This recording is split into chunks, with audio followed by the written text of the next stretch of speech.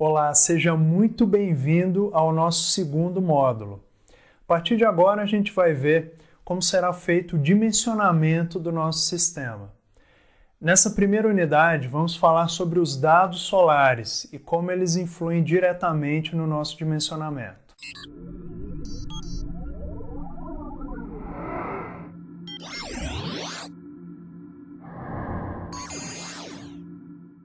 Nessa unidade, nós vamos ver quais são os dados fundamentais para se realizar um dimensionamento adequado. Então, nós vamos aprender um pouco mais sobre radiação direta e difusa, nós vamos determinar a intensidade dessa radiação, verificar as tabelas de radiância, eu vou mostrar para vocês como fazer isso, a corrente e a tensão que é gerada por essa irradiância. Vou ensinar para você como medir a irradiação in loco, com piranômetro, como nós vamos realizar o cálculo dessa energia e o que é o conceito de horas de sol pico, que nós vamos utilizar para calcular um sistema. Vamos falar também sobre altitude, azimuth e alguns outros fatores que vão ser necessários para realizar esse dimensionamento de maneira correta.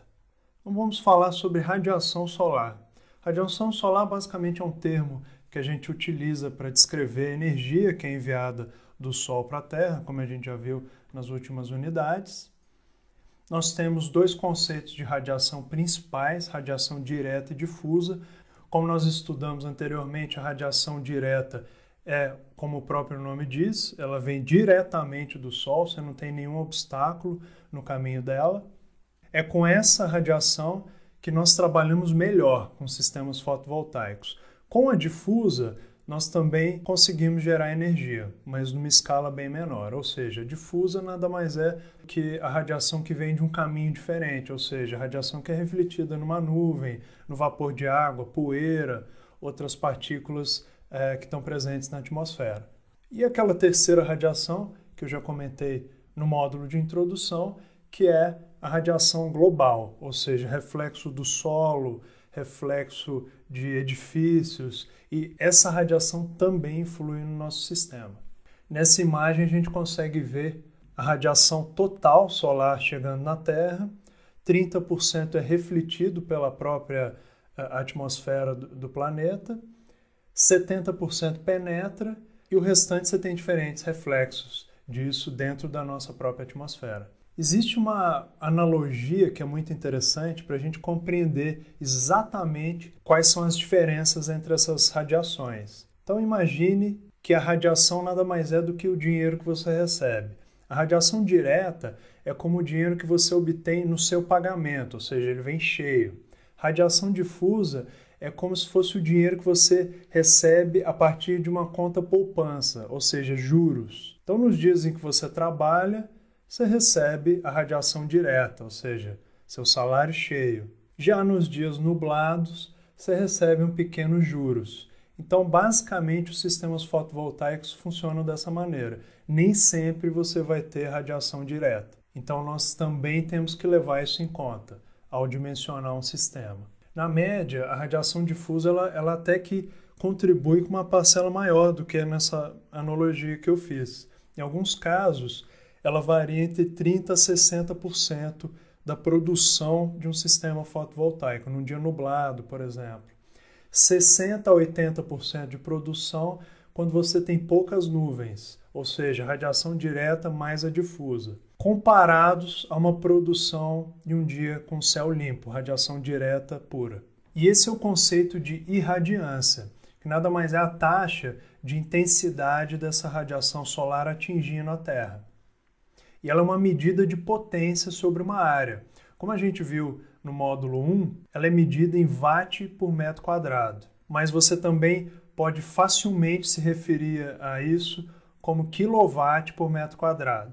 Algumas ocorrências, elas aumentam esses níveis de radiância de uma forma impressionante. Por exemplo, a radiação albedo.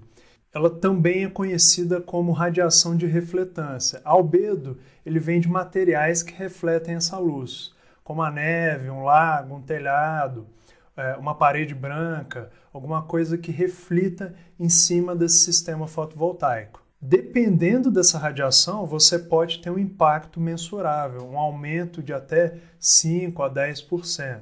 Eu já li matérias em que, na Europa, algumas residências usam espelhos para refletir de um telhado para o outro a energia do sol.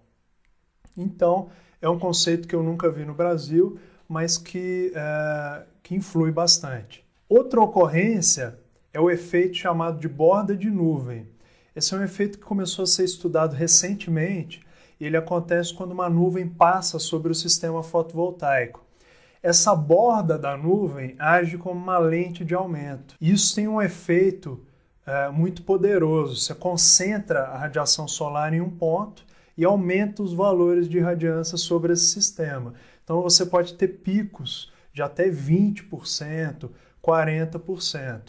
Em alguns casos, esse efeito é responsável até por uma superprodução que o inversor não está preparado. Mas a gente pode ficar tranquilo porque é um efeito que dura alguns milissegundos e o máximo que já foi registrado é alguma coisa por volta de 50 segundos, alguma coisa assim. Não é o suficiente para a gente ter um impacto nesse sistema. E para fechar a questão dos espelhos ou de qualquer superfície que você queira usar para refletir, na realidade o sistema ele já foi feito para não ter a necessidade desses aprimoramentos. Então, é por isso que a gente não utiliza isso na indústria, não é necessário. Nós vamos ter que consultar uma série de tabelas de radiância, bancos de dados como a Agência Espacial Norte-Americana, a NASA, ou o Atlas Solarimétrico do Brasil, e nós temos também o Atlas Brasileiro de Energia Solar. Todos esses bancos vão fornecer os dados que a gente precisa. Eu, mais para frente, vou falar quais a gente utiliza de fato aqui na Solens. Mas eu vou fazer um pequeno resumo deles. A primeira opção que eu falei ali atrás é o Atlas Solarimétrico do Brasil. Ele é feito pelo Centro de Referência para Energia Solar CRECESB, da Universidade Federal de Pernambuco. E ele foi feito em 2000. É um resumo de vários anos de pesquisa feitos coletando esses dados solares. Então a gente pode consultar mensal ou a média anual, que vão apresentar valores de radiação horizontal. Nessa imagem você consegue ver o que eu já exemplifiquei antes. Essa faixa de radiação que a gente tem ao resto do Brasil, mas que mostra que todo o Brasil tem um grande potencial de geração de energia. Esse atlas ele está anexado a essa unidade, então lá você vai poder fazer uma consulta dessas médias. Uma segunda fonte que também facilita nossos cálculos é o Atlas Brasileiro de Energia Solar. Ele apresenta também os dados em kWh por metro quadrado. E essa medida também é conhecida como horas de sol pico, HSP, ou horas de sol pleno. Nós vamos ver isso daqui a pouquinho. Então, a partir de agora, a gente começa a encarar a irradiância como uma geração de corrente e tensão. Então, os módulos fotovoltaicos, eles produzem corrente, que nada mais é do que o fluxo desses elétrons, e a tensão, que é a pressão que a gente explicou, que faz com que os elétrons se desloquem quando exposto à luz do Sol. Embora a tensão não seja significativamente afetada pela irradiância. Já a corrente é diretamente dependente dessa irradiância. Então, o efeito fotovoltaico não acontece sem ela. Então, logo que a luz estiver presente ao nascer do Sol, ou mesmo durante um dia nublado, o módulo ele terá quase toda a tensão presente. A corrente, por outro lado, é que vai variar. Todos os módulos fotovoltaicos eles têm um relatório com seus níveis de tensão em corrente em condições normais de ensaio, que nós vamos chamar de STC, ou seja, condições de teste em laboratório.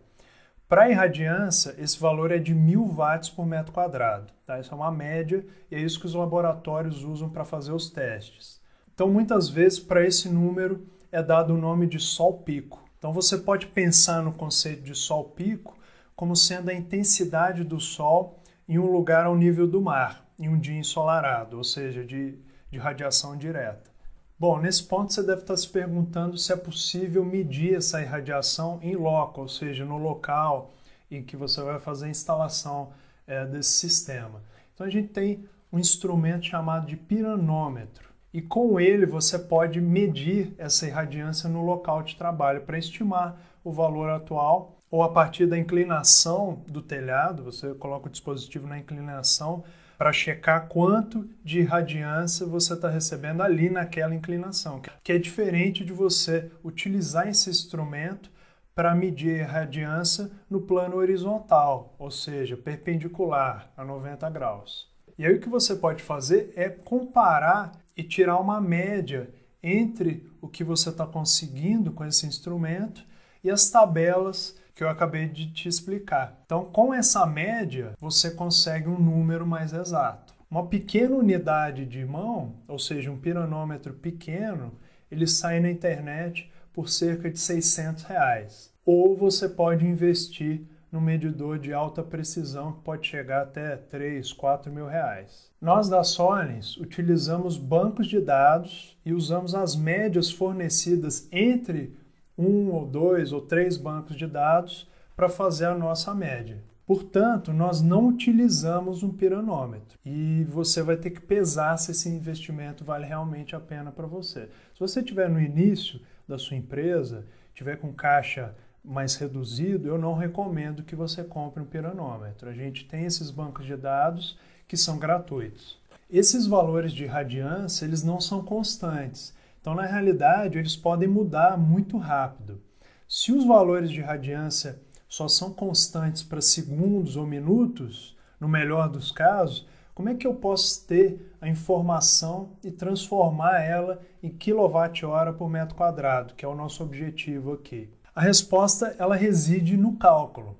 Você pode simplesmente pegar o valor de irradiância fornecido por um dos bancos de dados que eu falei anteriormente e multiplicar pelo número de horas de irradiância que você recebe e encontrar o valor energético. Por exemplo, se a irradiância é de 850 watts por metro quadrado, nessa área que você quer fazer essa instalação, e o número de horas de irradiância ali é igual a 4, então você pode calcular a energia recebida nesse local, como nessa fórmula que a gente tem no slide. 850 watts por metro quadrado multiplicados por 4 horas igual a 3.400 watt-hora por metro quadrado, ou seja, 3,4 kWh por metro quadrado. E aí a gente chega no conceito de hora sol pico. Normalmente esses valores de radiação eles são associados a um período de tempo, tá? Tal como o número de quilowatt-hora metro quadrado durante o curso de um dia, mês ou ano.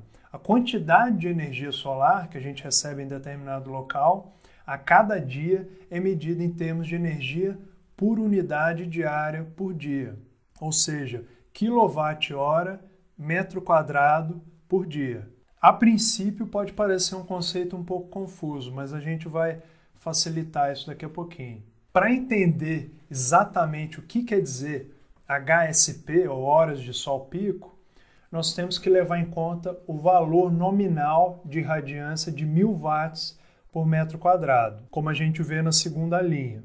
Com esse número em mente, a gente tem que saber quantas horas do dia recebem esse valor. Aí fica mais fácil entender esse conceito. Então, por exemplo, se durante o dia de manhãzinha você tem o valor de 300 watts por metro quadrado, 400, ele vai aumentando até 1000, e depois no fim da tarde ele vai reduzindo para 300, para 200, a gente tem que espremer todas essas horas em horas que tenham 1000 watts por metro quadrado. Quando a gente fizer isso, você vai ver que determinadas regiões recebem 5 horas de sol pico, outras regiões vão receber 4 horas de sol pico, 3 horas de sol pico. Então esse é o conceito de horas de sol pico. Então nada mais é do que espremer essa janela de 1000 watts por metro quadrado. Mas não se preocupe que os bancos de dados que a gente vai acessar já te dão esses valores. Então eu só estou te explicando o que significa HSP, porque a gente vai fazer uso dessa métrica para dimensionar nosso sistema. Nessa terceira fórmula, a gente pegou o valor que nós conseguimos lá atrás, de 3,4 kWh metro quadrado por dia, e dividimos por 1 kW por metro quadrado, que é o valor padrão de irradiância. Isso dá para a gente as 3,4 horas por dia. Ou seja, 3,4 horas por dia de radiância perfeita. Tá? Isso é o HSP. Então, para exemplificar aqui, se eu tivesse na minha residência um sistema de 3 kW, multiplicado por 3,4 horas de sol pico, eu teria um sistema de 10,2 kWh de energia. Isso a gente também vai ver um pouco mais à frente. Para conseguir esses valores, nós vamos utilizar mapas e gráficos. Tá? O SUERA é um excelente banco de dados, a gente utiliza muito aqui na Solens. O Cresesb é o segundo banco de dados que a gente cruza as duas informações para obter uma média. E você tem o Google Maps, que vai ser uma ferramenta fundamental no seu negócio. Todos os três são gratuitos. Lá no PDF você vai encontrar os links. E na próxima videoaula eu vou mostrar como a gente vai adquirir já alguns dados para o dimensionamento que nós vamos fazer nesse módulo, que nada mais é do que o dimensionamento do sistema que vai ser instalado no módulo 3. O número de HSP também vai variar dependendo da região que você está. Por exemplo, no sul é um HSP, no sudeste é outro, no nordeste é outro, e esse número vai variando. Além dos fatores sazonais, como nós vimos no primeiro módulo, basicamente os solstícios mudam completamente o número de HSP. Ou seja, nós temos que fazer uma média do ano para poder dimensionar um sistema. Não dá para você pegar o valor de um mês só. A gente tem que fazer uma média durante o ano inteiro. Quando nós falamos sobre a posição do Sol no céu, nós utilizamos dois termos chaves, que é a altitude do Sol, sim, a distância do Sol, e o azimuth. A altitude ela se refere à altitude em relação ao Sol. E o azimuth descreve onde a posição está em relação ao norte. Esse conceito de altitude ele pode parecer um pouco confuso, mas na realidade é a latitude onde o Sol está irradiando naquele momento. Seria a analogia que a gente poderia fazer. Para contextualizar isso e a gente visualizar essas alterações nessa altitude solar, imagine se você de pé sobre o Equador durante um ano inteiro. No equinócio da primavera, o Sol está diretamente acima, ou 90 graus a partir de você, bem acima.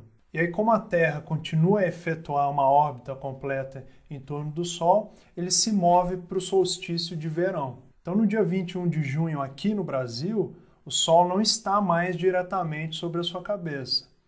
Ele foi efetivamente transferido 23,5 graus para o norte. Como a Terra continua o seu caminho,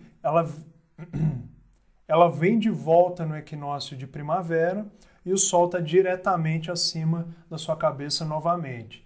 E como você pode imaginar agora, quando a Terra se move para a posição de solstício de verão, o Sol está agora a 23,5 graus ao sul do Equador. E você pode aplicar essa analogia para qualquer latitude na Terra.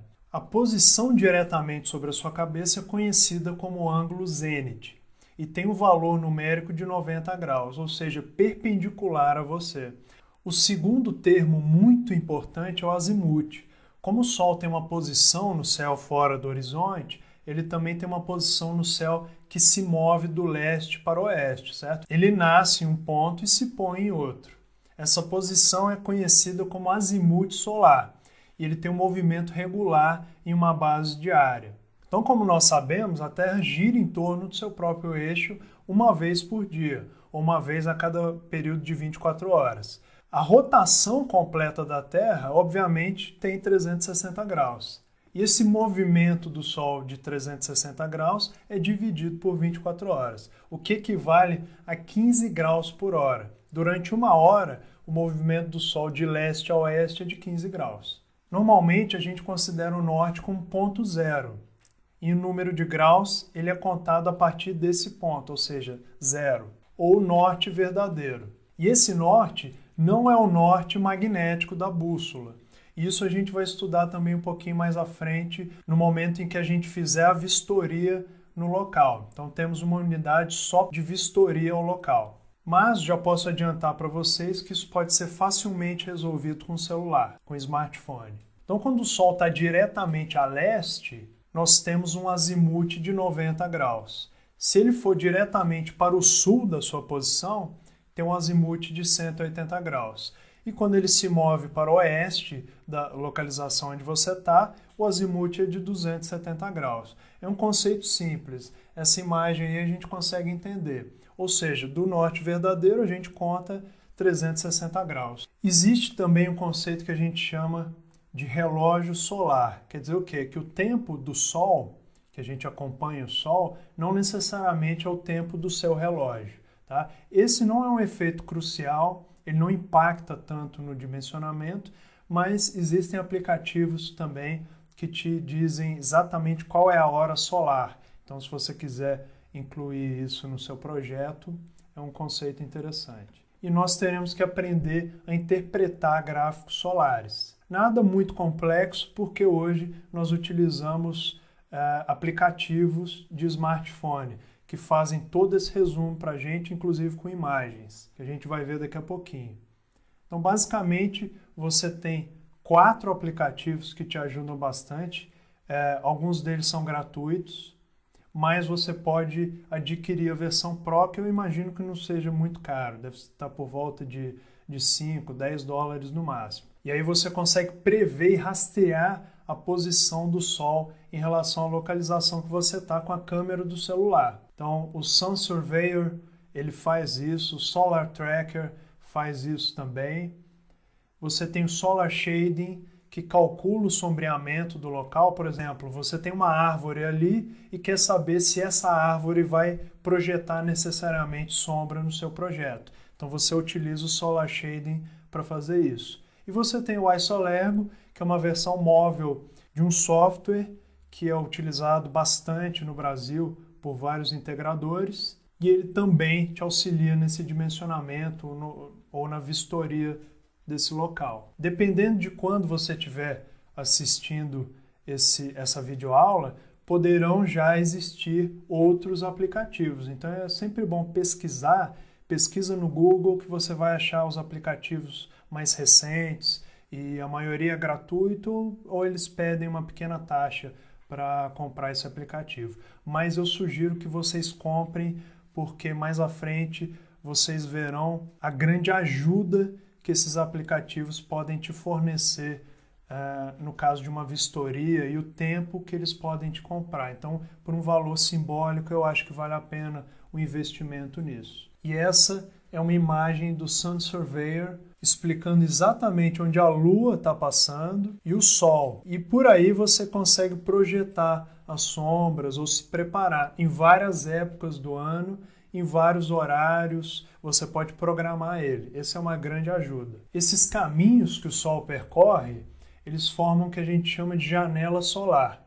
Então, nosso objetivo é encaixar o nosso futuro sistema dentro dessa janela, porque assim a gente evita que ele tenha sombreamento. Por exemplo, se você se posicionar no local exato, ou seja, em cima do telhado ou no meio do telhado, e usar esse aplicativo, você vai conseguir saber durante várias épocas do ano se ali vai ser projetado sombra, ou seja, dá um trabalhinho, você vai gastar alguns minutos, mas é a maneira mais correta de se prever uma sombra hoje em dia. E mais à frente nós vamos falar especificamente sobre aplicativos e softwares que nós vamos utilizar para o dimensionamento. E agora que você já sabe como é que o Sol está se movendo nesse local, você precisa relacionar esse movimento com a posição dos módulos fotovoltaicos. O ângulo do horizonte que os módulos serão montados e a direção que eles estarão orientados em relação ao norte verdadeiro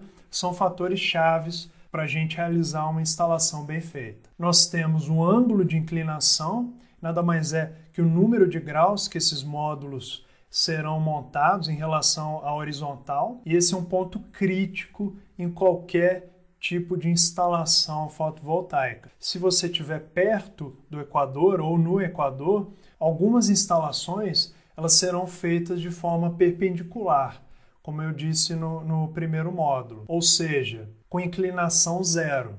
Mas aí a gente entra em outros aspectos, como de limpeza, por exemplo, você vai ter uma manutenção quinzenal ou mensal, porque a chuva não vai ser suficiente para limpar esses módulos. Então nós sugerimos normalmente uma inclinação, uma ligeira inclinação de 5 graus, ela já ajuda a reduzir essa manutenção, e quanto mais você vem descendo em direção ao nordeste, ao sudeste, você vai aumentando essa inclinação para 10, 15, 20 graus. Quando você chegar no sul do país, você vai ter uma inclinação superior a 25 graus e ela vai variar. Um ponto-chave que é de interesse principalmente do seu cliente é a estética desse sistema.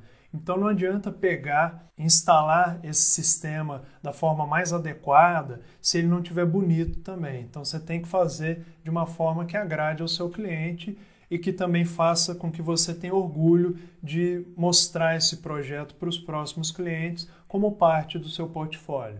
E uma instalação mal feita, ela pode gerar um marketing negativo, tanto do ponto de vista elétrico como de design.